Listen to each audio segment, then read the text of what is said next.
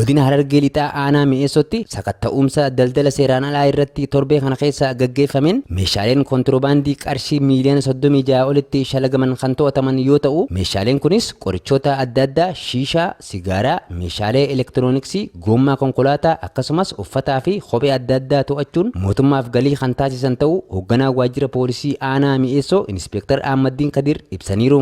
Abeenya daldala seeraan alaa tokko shiishaa dawaa qorichaalee nama kan gosa gosaa meeshaalee elektirooniksii adda addaa jira sigaaraa akkasumas uffatoota kophee adda addaa dabalatee meeshaaleen daldala seeraan alaa baay'een iddoon kuufamee jiru walitti qabamee kan jiru mana nama hin beekamne keessatti mana eenyummaan namaa kanaa hin beekamne keessatti bakka tokkotti walitti kuusuudhaan dhoksanii achi keessaa geejjibsiisuudhaaf qophaa'aa osoo jiranuu achirratti to'annee inni kunis shalagamee mootummaaf galii kan goone qarshii miiliyoona 36 fi 842 mootummaadhaaf galii godhuu dandeenye jira. Kana malees namoota kontirobaandii kana jalatti meeshaa waraanaa seeraan alaa naannessan kilaashii, shugguxii fi rasaasa waliin to'achuun galmee irratti qulqulleessaa kan jiran ta'us himan. Inni lammaffaan namoonni naannessa meeshaa waraanaa naannessan kana jalatti mataa qabachuudhaan ni jiru. Akka fakkeenyaatti torban numa kana qofa keessa meeshaa waraanaa kilaashii 3 fi shugguxii star tokko rasaasota adda addaa firii 200 wajjin to'annee namoota naannessa meeshaa waraanaa kanas naannessanis to'annaa jala oolchine galmee irratti qulqullaa kan jiru ta'uu isaati jechuudha. Sababa kontirobaandii kanaan daldaltootuma seeraan alaa irra balaan gahaa jira kan jedhan hoogganaa waajjira poolisii aanichaa inspektar Ahmaddiin Kadir daldala seeraan alaa ittisuu fi to'achuu cimsanii kan itti fufan ta'uu himuun namoonni gocha kana irratti hirmaatan irraa of qusachuu akka qaban dhaamaniiru. Qaama nageenya dheessuu irratti balaan ga'ee lubbuu namaa dhabaa ture jira. Miidhaa cimaa tokkoo fi lubbuu nama tokko kan darbe konkolaachisaan kun makiinaa jimaa fakkeessuudhaan makiinaa inni baase tokko osoo humnaa ol ari'uu garagalee lubbuu nama tokko darbee jira jechuudha.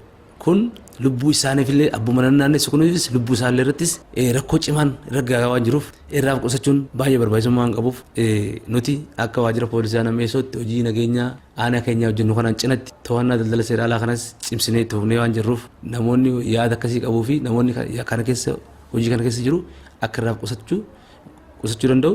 Asumaan ergaa dabarsuun barbaada. Obbo Firoomsaa Tasammaa abbaa taayitaa galii fi gumruuka Awaash damee Arba Rakkatteetti dura bu'aa garee ittisa daldala seeraan alaati. Akkuma beekamu daldalli utubaa dinagdee biyya tokkooti.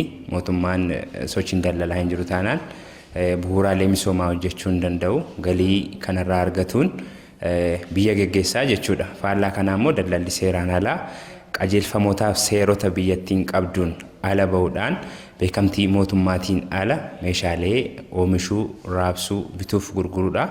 Kun immoo biyyattiin galii seera qabeessaan daldaltootarraa argachuu qabdu akkan arganneef dhiibbaa guddaa mootummaa irratti kan geggeessuudha jechuudha. Keessattuu qorichoonni osoo hin qoratamin karaa seeraan alaatiin seenan miidhaa fayyaa hamaaf uummata saaxilaa kan jedhan ogeessi fayyaa kilinika qajeelcha poolisii godina Harargee lixaa Saajiin Eebbisoo ibsaa uummanni bitanii fayyadamuu akka hin qabnes yaadachiisan. Qorichoonni karaa seeraa alaatiin seenan karaa ogeessa fayyaatiin qoratamee waan hin seeniniif jecha akkasuma qorichi ekspardeetii isaa hangam akka ta'e hubannaa mataa isaa danda'e waan hin qabneef akkasuma ogeessa fayyaatiin waan hin qoratamneef jecha dhiibbaa geessuu danda'a dhiyaada. Akkasuma sigaaraa yoo fudhanne dhiibbaan inni laangee yookaan somba keenyarra geessu akkasuma daandii qilleensaatiin ol qabata waan ta'eef respiraatoorii tiraaktii kan jennutu jira. Isa kanarratti yeroo baay'ee effektii kan geessudha. Akkasuma kan shiishaa wal qabatus namoonni yeroo baay'ee shiishaa xuuxuudhaan yakka garaagaraa kan hojjetanii karaa sanii waan ta'eef kanaaf isa kanallee fayyadamuun kan hin barbaachifne ta'uu isaati. Qorichoota akkasii kana yoo argan